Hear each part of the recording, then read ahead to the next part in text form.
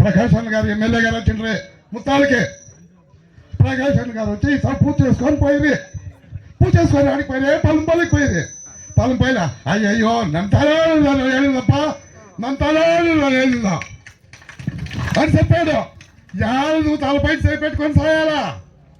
నీ తలపై నువ్వే సై పెట్టుకుంటే ఇంకెవరు పెట్టాలా? నీకే దొంగలేట మీకు ఆయన ఒక పాట చెప్పా. మిమ్మల్ని నాకు చెప్పకుండా మీరు ఎట్లా పోతారే? నేను అర్థం కదా. నాకు చెప్పకుండా మేము రాకపోతే మిమ్మల్ని హాల్ చేయకుండా ఇస్తారా? అలా చేశారు. నాకు చెప్పించి బయట నేను పర్సన్ చెప్తుంది కదా అంటే అన్నా మేము పోతున్నాే మాకు చెప్తురే ఆడికే నేను భాష అంటే నీకు తెలుసు కదా ఫోన్ చేయకూడదు అంటే నాకేం తెలుస్తున్నాయి నేను చర్చిలో మాట్లాడలా ఉంటున్నా. అట్లా నువ్వు ఒకే మాటలకు వచ్చేసి పడేసా. అట్లా పరమ పుణ్యాత్ములకి ఓటేసేదా మనం బాలకృష్ణ రెడ్డికి ఓటేసేదా?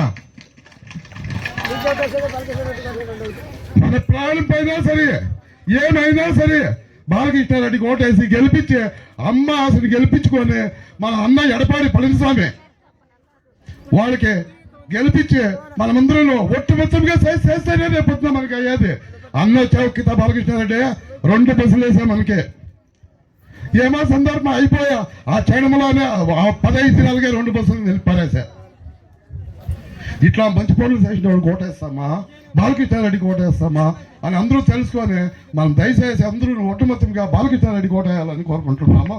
నాకు ఇచ్చిన ఈ చిన్న ఉపన్యాసాన్ని ముగించుకుంటూ కూర్చుంటున్నాను.